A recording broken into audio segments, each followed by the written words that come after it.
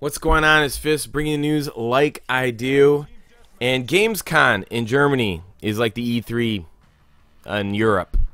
So only fitting. I mean, I thought what Xbox did was basically put a dagger in Sony's heart, at least in North America, and definitely made strides into Europe today.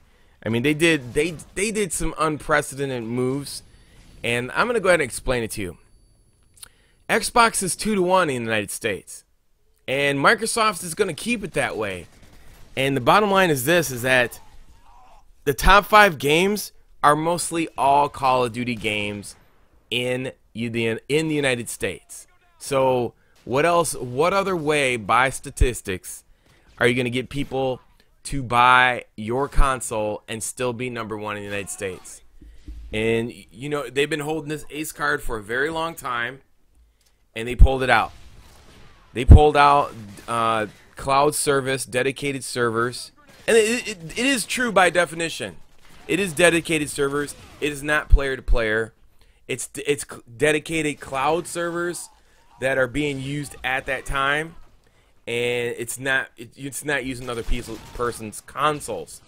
Now, the fact that Azores has a super strong presence in the United States, because it is a Microsoft cloud service, is phenomenal.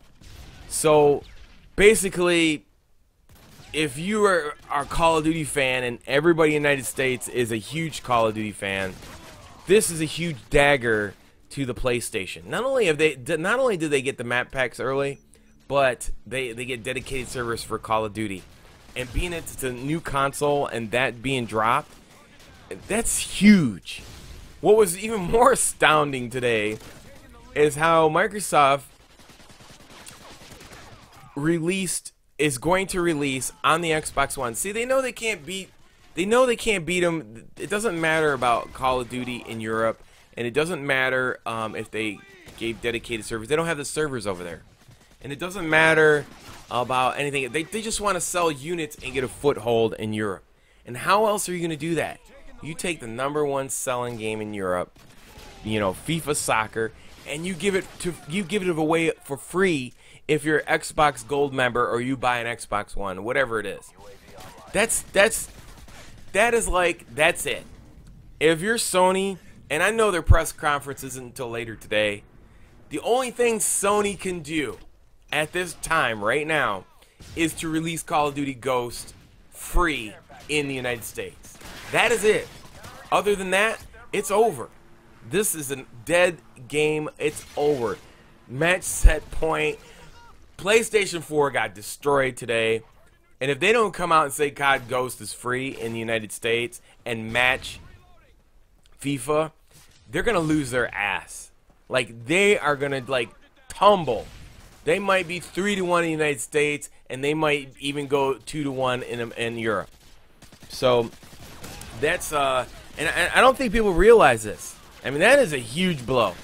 So and I don't think people understand what cloud service is for Call of Duty. The main thing you want to look at is here. There's no more theater mode, so that's not going to get in the way of Call of Duty. Then you have the fact that cloud servers are huge in the United States from Azores, which is Microsoft's cloud service, meaning that they have tons of servers dedicated just for their gaming console, and they switch off and on from time zones. So if you're living in Michigan like I am and these servers are in Chicago, you know, it's not going to go to Peter and Paul's console in Michigan and we're all playing from Chicago, Indiana. No, it's going to go from a dedicated server. I mean, here's the difference between dedicated servers and the cloud. Dedicated servers mean they put a mass amount of servers for that area, and they just strictly serve those games in that area. Cloud services, like, it runs on a time zone. Let's say from 7 a.m. to 3 p.m. or midnight is East Coast, and then from midnight to 5 a.m. is West Coast. So they have servers in certain areas that are for certain populaces that pick up those games that are dedicated to the Xbox console. So that's the difference. So no longer will you have to worry about somebody leaving the game that's the player-to-player host, because they're no longer going to be the host. It's dedicated to that server in that area at that time. And that's the difference. So I hope you enjoyed this commentary. Now get the fuck out of here.